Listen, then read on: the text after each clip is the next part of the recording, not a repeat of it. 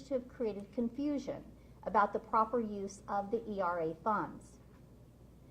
ERA funds were originally set aside to offset rent and utility costs for those Oklahomans impacted by COVID.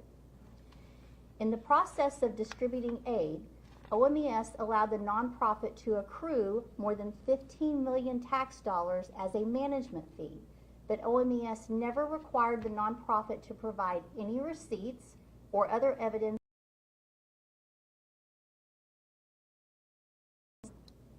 Without any documentation to back up the management fee, it appeared as though OMES allowed the nonprofit to levy a surcharge on taxpayers. Now, this was a direct result of OMES's failure to monitor the ERA funds, and in particular, the agency's failure to provide guidance and oversight for the nonprofit's reported administrative costs. Now, regarding administrative costs, the feds had two very clear guidelines. First, the nonprofit could only charge an administrative fee to cover actual operational expenses related to ERA, and each expenditure had to be backed up by receipts, invoices, or other proof. Now, second, admin fees were supposed to be capped at 10% of the grant during the first phase of the rental assistance grant, ERA 1, and capped at 15% for the second phase, ERA 2. Now, normally under these conditions, a state agency would reimburse the vendor for actual cost only, ensuring that no tax money was used for unallowed administrative expenditures. However, OMES decided to advance lump sum payments. And in fiscal year 21-22, the amount that OMES provided was well in excess of what the nonprofit required to run the ERA program. OMES made no attempt to recover that excess money and return it to the feds as the grant required. Meanwhile, the nonprofit was allowed to retain the money and call it a management fee. Now, without any invoices or other documents to justify these costs under the terms of the grant, we had no choice but to question the entire management fee. By the end of fiscal year 2022, the management fee had already exceeded $10 million. In fiscal year 23, the nonprofit retained another $5.5 million in management fees. Now, this is bringing us to a total of $15.7 million. Now, I did issue multiple warnings to OMES about this issue. In July of 23, I sat down with the nonprofit's former executive director and explained to her that the management fee was not allowable. However, a director at OMES appears to have given the nonprofit different instructions. Now, all indications are the nonprofit continued to collect the management fee, and at least one individual at OMES seems to have encouraged it. That employee at OMES does not appear to have explained that the nonprofit was required to provide receipts, invoices, or other evidence to prove the management fee could be tied to actual cost associated with the ERA program. Now, meanwhile, other administrators at OMES did nothing to correct the situation despite our repeated warnings, and the management fee steadily rose to $15.7 million. Now, given that the feds have asked for $1.6 million, which corresponds to the amount of the management fees collected in 2021, it stands to reason that they will eventually demand reimbursement for the entire management fee. I will say this, I've been in communication with the nonprofit, and its current and former directors are willing to cooperate with my office as well as OMES on behalf of the taxpayers. As of a couple of days ago, the nonprofit told us that it has begun to review its accounts from previous years. And the nonprofit is searching for receipts, invoices, or other documents that may help justify some of the management fees. While our reported question cost for state fiscal year 23 had been submitted to the federal government, we will have to wait to see how the federal government will respond. All parties, the nonprofit, OMES, and the Office of State Auditor and Inspector, are committed to resolving this issue if possible, because that's what's best for the taxpayers. Confusion about the nonprofit's designation as a subrecipient of federal funds led to additional question costs. Despite there being a contract that defined the nonprofit as a subrecipient, the nonprofit claims that OMES communicated to them that they were a subcontractor of the state. The nonprofit was led to believe that as a contractor, they were allowed to use grant money for incentives and other expenditures that were not appropriate under the terms of the ERA grant. We had no choice but to question those costs, which totaled more than $2.4 million. I also want to point out that the nonprofit was allowed to collect interest on any grant funds it was holding, which potentially enabled the nonprofit to generate revenue out of the ERA program. Now, we do not know how much the nonprofit collected on interest, but we are potentially talking about several million dollars. If OMES had reimbursed the nonprofit for administrative fees rather than advancing lump sum payments, that is interest that the state could have generated for itself, just like we have with the ARPA funds. Instead, the state is potentially liable to pay back at least $15.7 million to the federal government. Now, if OMES had followed federal requirements and provided proper oversight of the ERA funds and ensured that every dollar was spent appropriately, then more than 7,600 additional Oklahoma households may have received the rental assistance that they needed. OMES's failure to properly advise or monitor the nonprofit on the use of ERA funds has led to a total of $21.8 million in question cost for fiscal year 23 alone. Now, sadly, in terms of dollars and cents, that is not the largest group of question cost in this year's single audit. You'll notice that the largest amount of question cost pertains to the Oklahoma Department of Human Services. $63.6 million in question cost can be traced to the agency for fiscal year 23 alone. The vast majority of this amount derives from the agency's mismanagement of a COVID-era block grant for daycares. Since March 2020, Oklahoma DHS has received $791 million under the umbrella of the Federal Child Care Development Grant. One of the primary purposes of the grant was to help child care facilities cover normal operating expenses like payroll and rent during the pandemic, ensuring that mandated lockdowns did not result in the permanent closure of daycares in Oklahoma. The grant also allowed Oklahoma DHS to create unique programs tailored to child care needs in our state. During interviews, we were told that 4 people at DHS, the former agency director, his chief of staff, the former CFO, and the former director of child care services decided how all those funds were to be spent. The federal government sent this money to the states and gave great leeway to the states in terms of how they deployed it. DHS did not put strong guidelines on how daycares were to use the funds, nor did it conduct any financial monitoring of child care development. As a result, bad actors were able to game the system at taxpayers' expense. One recipient, who operated a daycare out of their private home, used the money to install granite countertops in their kitchen.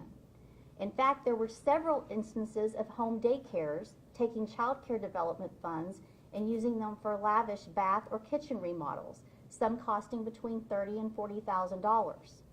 Another recipient spent $20,000 to pay off a Cadillac.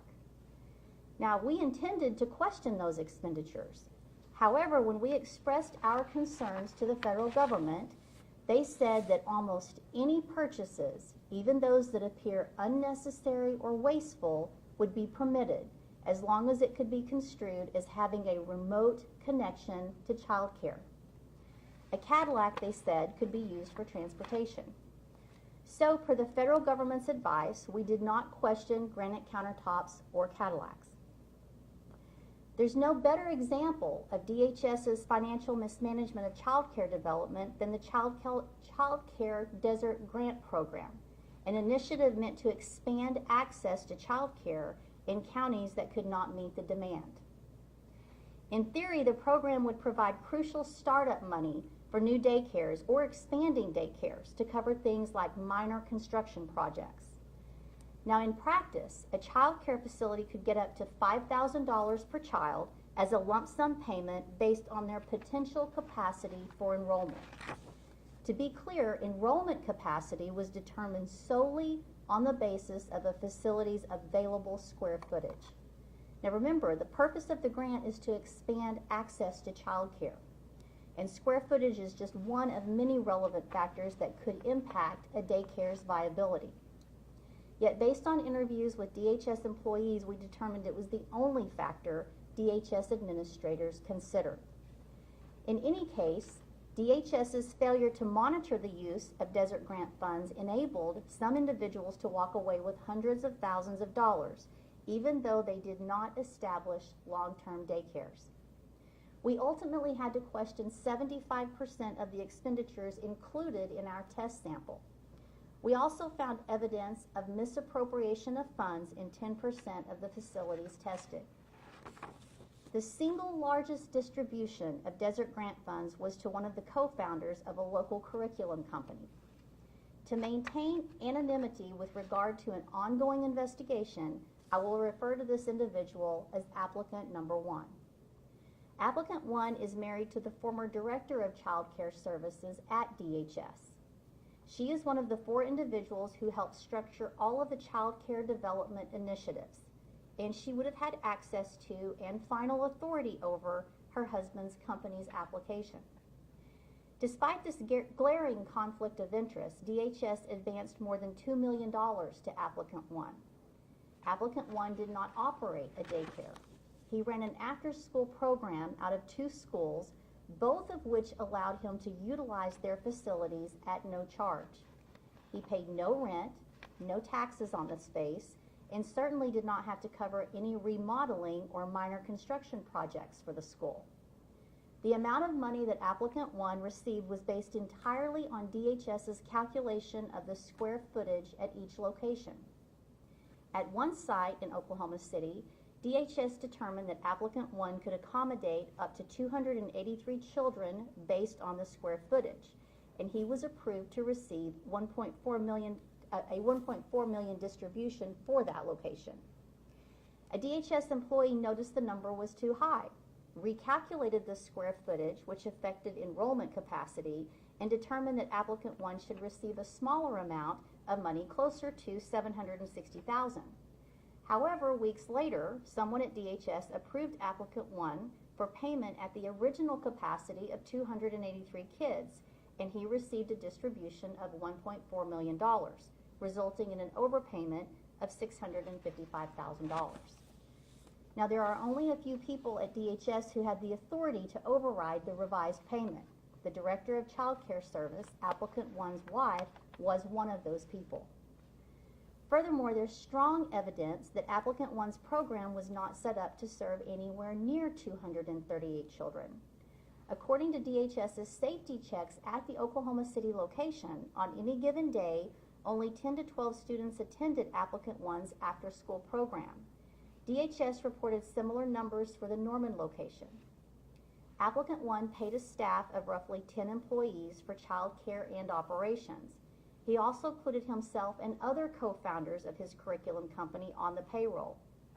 Some of applicant 1's employees clocked 30 to 40 hours per week working for an after-school program. And as of February of 2025, applicant 1 had spent around $1.3 million of the $2 million he had originally received. The school received no portion of the funds. And according to the report applicant 1 submitted to my auditors, 93% of the program's total expenditures went to payroll and administrative costs, both of which are not allowed under the terms of the Desert Grant. Of that $1.3 million total expenditures, the 3 founders of the curriculum company split more than $815,000 amongst themselves. 60% of the after-school program's expenditures went to the co-founders. Now, if we break it down by gross pay, the 3 co-founders of applicant 1's curriculum company each took more than $270,000 taxpayer dollars over 2 school years. By the way, in an interview, applicant 1 also clarified that the after-school programs will not continue once Desert grant funds run out.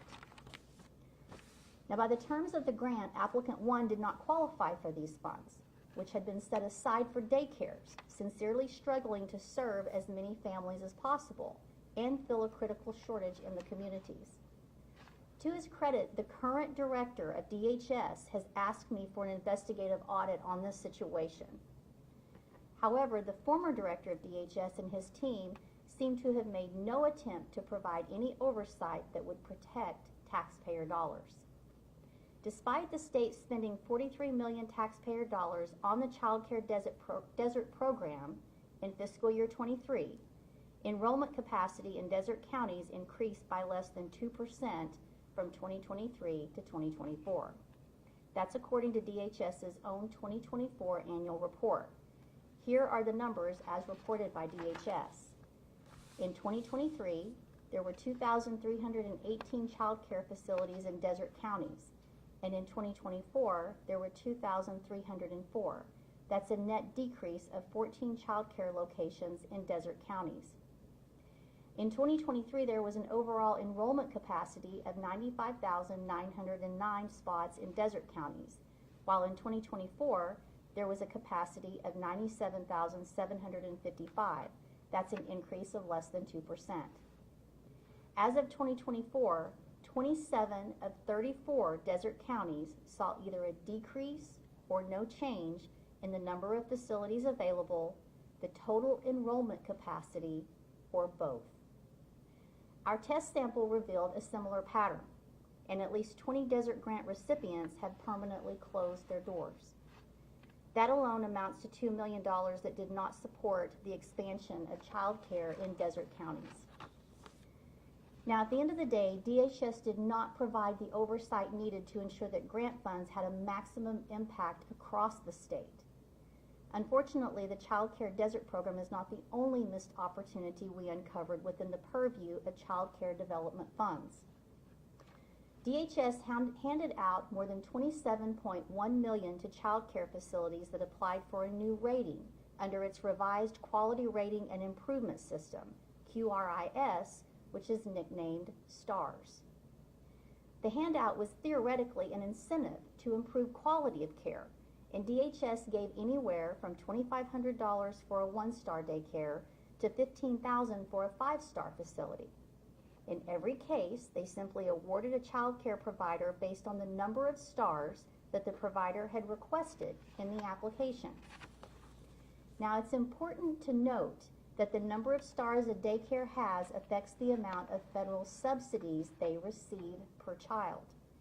Based on interviews with DHS employees, we learned that there had been no site visits, no rigorous evaluation of credentials, and few safeguards for taxpayer money. Some facilities were elevated to 5 stars even though they had a track record of less than perfect assessments from previous years. Furthermore, DHS waived follow-up evaluations for the subsequent year. That means the daycares could maintain the same 5-star rating and collect normal federal subsidies at a higher rate without undergoing a proper review of eligibility. Now, to be clear, it would have been impossible for most daycares to implement all the changes necessary to maintain their new rating long-term within the time allocated. To do so, daycares would have had to have obtained national accreditation, itself a costly investment, and hire licensed instructors as well as individuals with master's degrees. Very few recipients were in a position to meet these criteria within a year's time. Now, it's unclear whether DHS understood just how difficult it would be for some recipients to make these changes. Nonetheless, once DHS began conducting inspections again, many facilities lost their 5-star ratings. Some were bumped even lower.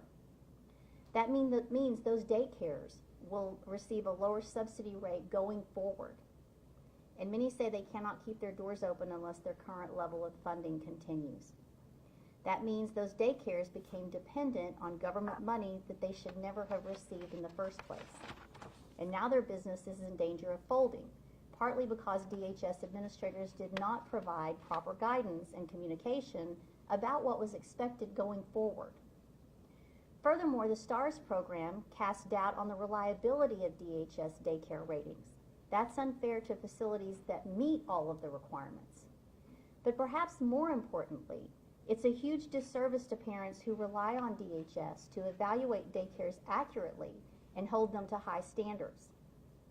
The whole reason we have these rating systems is so that parents can accurately evaluate daycares when they are searching for daycares.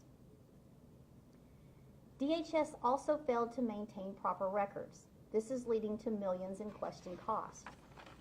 KIFCare was another initiative funded by the Child Care Development Grant. It aimed to supplement child care options for certain working family groups. Under this program, qualifying parents could use DHS funds to pay for close relatives for babysitting. However, DHS did not maintain all the records necessary to verify that recipients were eligible. DHS never obtained sufficient evidence to determine that caretakers had actually provided services, and this led to more than $12.3 million in question cost for KIFCare.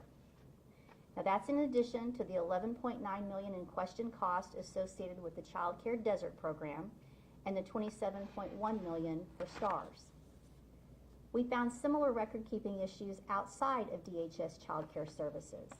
For instance, with TANF, Temporary Assistance for Needy Families program, otherwise known as welfare, DHS was not able to provide the necessary documents to justify more than $10 million in payments. The categories shown on the screen account for the bulk of Oklahoma DHS's total question cost, $63.6 million. Now, I do want to emphasize that we have new leadership at both DHS and OMES. The new directors at both agencies are taking proactive steps to clean up the mess that they were left with, and I believe that things are headed in the right direction. However, that doesn't change the fact that the decisions of former leadership at DHS and OMES have left the state in an uncertain position. I've said this before, but the federal government can hold the state responsible for any question cost reported. And we don't know what cost, if any, they may request a refund for. Furthermore, the feds are several years behind in reviewing audits, which is why they've only just begun to request repayment for question cost from 4 years ago. One thing is clear for now. Question costs are continuing to accumulate year after year after year. We've reported more than $186 million of question costs in the audits completed since the COVID era began. That's $186 million worth of expenditures that do not comply with federal terms and conditions or lack receipts or other documentation. What that means is that the state has not done its best to ensure that your tax dollars provide a maximum benefit for Oklahoma and for its people.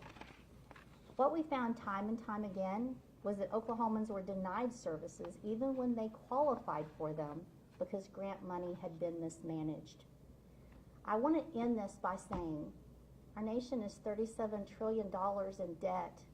It's easy to lay blame for this on legislators in Washington, D.C., but America is in a debt spiral, and we will never pull out of this from the top down.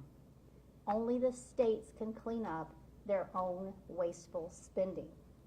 It's past time for Oklahoma to put its financial house in order. And if you take away anything from this, take this. If mismanagement of your tax dollars continues, then state taxes will go up, federal taxes will go up, and government services will plummet. At the end of the day, Oklahoma spent billions of federal dollars, but many Oklahomans did not receive rental assistance or access to child care services. Government exists to provide services to its people. The politicians can argue over what services those should include, but everyone can agree that waste, fraud, and abuse is unacceptable. At this time, I'd be happy to take any questions. What would you say to the families out there who were denied rental assistance I mean, we've talked to several daycare owners who have been affected by the STAR system who tell us they have shut down or are going to shut down. What would you say to the parents out there whose kids attend those schools? I would tell them that Oklahoma can do better. They should demand better from the state of Oklahoma, and I believe that we have leaders in place now who are going to work to make things better. And I'm going to continue to provide the transparency and oversight to push that. Who should they demand better from with the state? Agency leaders. Ultimately, it's the heads of those agencies that make decisions that impact each one of us as Oklahomans. That's who we have to demand accountability from. Should it be reasonable for those receiving this information to question those who appointed those leaders in the past? We can always question anything along the process, and we certainly should get questions about whether or not if there was anybody that profited personally. And as I mentioned, we do have an ongoing investigation with the child care funds that were given to the state. It's important that we just continue to ask and find out where this next audit is going to lead us and demand answers. Auditor Byrd, in the mismanagement of funds, do you believe there was any criminal activity that occurred? Well, I'm not a prosecutor, but I'm certainly going to lay out these facts and these audits so that anyone interested in prosecuting can do so. Is the ongoing investigation also why we're not naming the nonprofits? Well, if you look back, I named the nonprofit in the last 2 years. But the point I want you to take is this is a government problem. Nonprofits have their own problem. And the last 2 years, as I was reporting on this management fee, it seemed to get lost. We've got to clean up the government problems and start taking care of things immediately so that we can do better for our citizens. It seems like in my time working in the state the past few years, you've so many audits with findings of people who are relatives or family members of someone in a position of power with a state agency, having at least the appearance of getting some sort of favoritism or some sort of kickback. Is this alarming? Are we seeing this more than we need to? There is an uptick in the issues that I've been reporting. I don't think that the previous auditors had this many issues that they had to bring to light.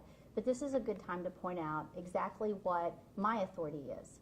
My authority is to be an investigative and reporting agency. I provide the transparency and oversight, but it's time for someone to provide the accountability, and we're going to have to lean on other agencies to provide that. How much of the problem do you think might be rooted in the fact that this all started during a national emergency, the pandemic, and the federal government was more or less rushing money to the states and without a whole lot of guidance? That's part A. And then part B, do you know if other states have similar situations as Oklahoma as far as maybe the federal government demanding money to come back? So both of those are good questions. And whenever you talk about the federal government rushing money out to states, there is the trust when the federal government provides these funds to a state that the state has the infrastructure in place to take care of these funds. So even though the money was rushed out, they were dependent upon states to make sure these funds were used in accordance with compliance requirements that have been there, the staple of federal grant management, for decades. Even though there was a lot of money rushed out and it was a time of a pandemic, there was a lot of grace given. And so there was some relaxing of some of the requirements, but at the end of the day, these dollars meant for a specific purpose didn't even meet the mark. And that's what we're reporting here. And I'm sorry, please remind me of the second question. Other states that might have the same kind of situation? I think there have been other states that have had question cost. I'm not sure they've risen to the level of what we've reported here. When it comes to question costs and the federal government asking for a refund for that, where does that, when Oklahoma is not going to pay that back, where does that come from? Is it Oklahoma's general revenue, or does the legislature have to find that money somewhere? When Oklahoma takes money from the federal government, they are 100% responsible to make sure that those funds are spent properly, and they have very strict requirements for monitoring whoever they pass those funds on to. The federal government will take that money back from the state of Oklahoma, and then it will be up to the state of Oklahoma to recoup those funds. This was a report for fiscal year 23, correct? Mm-hmm. It's now fiscal year 26. Why the delay in that? And given that long time frame, I mean, how can these agencies go back and kind of fix it when it's already 2-3 years down the road? Well, we just completed fiscal year 25, June 30th of 2025, and an audit by definition is always in arrears. We are not an entity's or an agency's internal controls. We are always auditing history. It is up to the agency to have competent, qualified people to handle those funds and to make sure they're spending them in accordance with grant requirements. Even though it was a pandemic, and even though there was a flood of money, there should have been qualified people who understood what the requirements were and knew how to properly document an expenditure to prove what it was spent for. And that's a lot of what we found with some of this. There was no proper documentation. So it is 2 years later that we released this audit, but keep in mind audits are always about a year behind from the fiscal year we're auditing. We went from spending $7 billion in the state of Oklahoma in federal expenditures to now $14 billion, and my office did not get additional resources to do that. Related to internal controls, what did your work discover about which controls existed or didn't exist? For example, did you discuss or discover during your work that the financial board charts for many of these departments had severe vacancy, either within comptroller positions or other ends of that, or compliance or legal?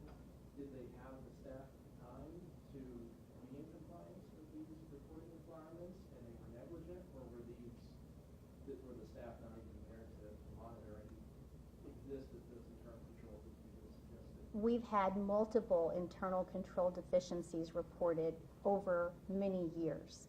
So this was not a new surprise to any of the entities that they needed to work on their internal controls. A lot of those we report in the audit of the state's financial statement, and then as we're auditing the federal programs, we have additional internal control findings to report. But those are out there for agencies to learn from, to understand, and I've always said this. My staff and I are here to help anyone understand the findings or even to suggest ideas on how to implement internal controls. Auditor Byrd, if you had to guess at the state level, as far as COVID fund mismanagement, could there be even more uncovered mismanagement such as we're hearing today? Well, keep in mind, we are only testing a sample, and of the sample tested, since the beginning of the pandemic, we've reported, I think I said 186 million in question cost. That's from a sample. That's not testing 100%. So to answer your question about could there be more, absolutely. On that note, considering that audits are done in retrospect necessarily, I imagine you guys are working on the next one already with the money that has been spent and distributed. Where is this headed as far as the trajectory? Any insight on going forward with the next federal fiscal audit might produce as far as the money that's been questioned? Well, we are concerned about the trajectory, which is why we put those numbers on the board. I can only hope that next year will be better as we've released these findings and tried to help agencies understand what is required in an audit. I can't speculate about what the next year's audit is going to reveal because we're not there yet. I know this may seem like an obvious question, but with audits, with all the numbers, for a lot of people out there, sometimes they can get lost in the weeds on all the details on this. But for just the average person at home who's hearing this and wondering, why should I care about this? Why does this matter? What would you say to them? A person sitting at home listening to this presentation should care about this. Every dollar that's spent is a tax dollar, and it is spent to deliver services to the people. And I've just presented 2 agencies where the tax dollars that they spent did not deliver services, and some people did without. That's where it's so important that the taxpayers demand more. You mentioned that the federal government is a little bit behind on its reviews. Is there a possible timeline or an estimation of when they could start asking for this money back? Well, the 1.6 million has already been requested back. And that happened a couple of months ago, so it only stands to reason that now that they're aware of the problem, they could get on this immediately. But I mean, I can't speculate for the federal government and what their timeline is or how they're conducting business. You said that you're not a prosecutor and you got to someone else to decide about criminal charges. Would that be a state charge or a federal, or could it possibly be either one? I think it could be both, depending on who decided to proceed with any prosecution. But again, that's for an attorney to decide. We're just reporting the facts from the audit. Have you been in contact with me, such as the AG's office or local county or federal offices? No, this audit is being released right now. It's, by the way, if you want to read it, it's going to be on our website. You can find it. It's over 200 pages, I think, and it'll be something that we are by statute required to deliver to the pro tem, to the speaker, to the governor, and to the attorney general. Of the other $8 million in question costs, was there any piece of that that was that roughly distributed pretty evenly amongst other entities, or was there sort of like a third runner-up type of agency that encompassed most of those $8 million in other question costs? So it was distributed probably among maybe less than 10 other agencies. I did not memorize the entire 200-page report, but if you want to take a look at those and get back with me with any questions you have, I'd be happy to answer those. You included 2 agencies in this presentation, but are there other agencies that have question costs that were alarming as well? These are the 2 that had the biggest findings. Any findings found in other agencies were dwarfed by these 2 issues that we reported. Is there ever like a standard margin, not to say that it's acceptable to ever have question costs, but is there a threshold for your office with your auditors that you look at per agency or, per capita rate, I suppose, of the grant dollars that they receive that makes your own alarm bells start to, ring a little bit harder, suppose to say? It's hard to speculate. As an auditor, I don't like any dollar misspent or not documented, but there are some things, and you'll see that in the minor findings that we report, that you're always going to expect some, because no one's perfect. And there's always this learning curve where you're training new people. Pre-COVID, we were reporting around $5 million a year in question cost. This year, we're at $93 million. I would just leave it at, I'm alarmed by this number, and we need to do better. When it comes to the current leadership of these different agencies, you said they're working with you to try and find the proper documentation and receipts to kind of verify these question costs. If they're able to do that, is there a chance that the federal government doesn't request a refund, or is it too late at this point? So are you speaking specifically about the nonprofit issue? That's the one where I mentioned that they were working.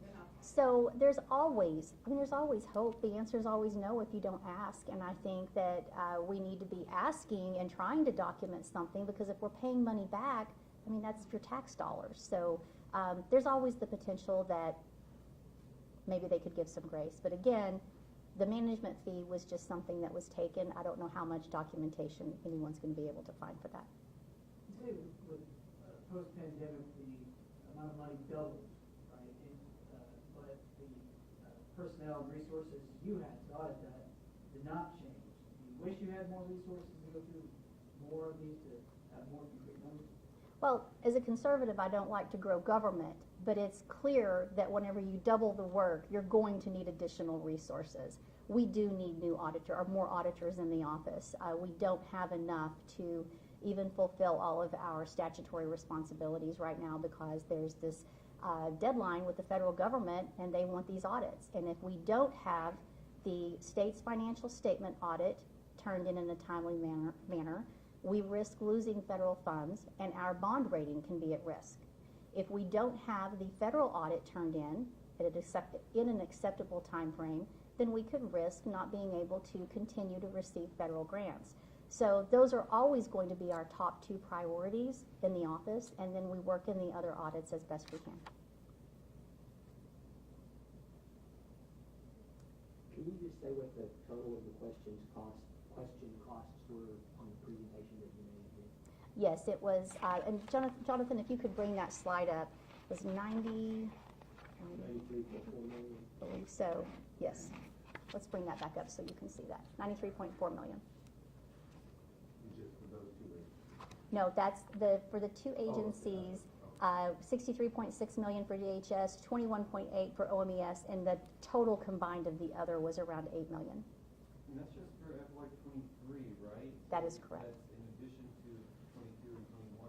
Yes, this is just for 1 year. Just wanted to clarify. I imagine in that full report that you said would be available online, the agencies listed in other will be there as well. Absolutely, it's a comprehensive report of all agencies, and we are working to put out a summary, an executive summary that goes along with this. we just felt like we needed to get the audit out to meet our deadlines, and that should come out maybe tomorrow or the next day, and it will go over all of these things in depth, where you don't have to read the 200-page report. Maybe you can get it in 10. Okay, any other questions? Will you have this on your website by chance? This slideshow? I can send that slide. We're working on that. I don't have it right this minute. I can try to get that very quickly. We don't wait when an audit's done. When it's done, we're ready to get it out and get the information out and get on to our next audit. So we didn't want to wait or delay just to get a summary together. So. Okay, well, thank you all for coming to hear about this. And if you have any additional questions, you are welcome to reach out to us. We'll help you with anything you need.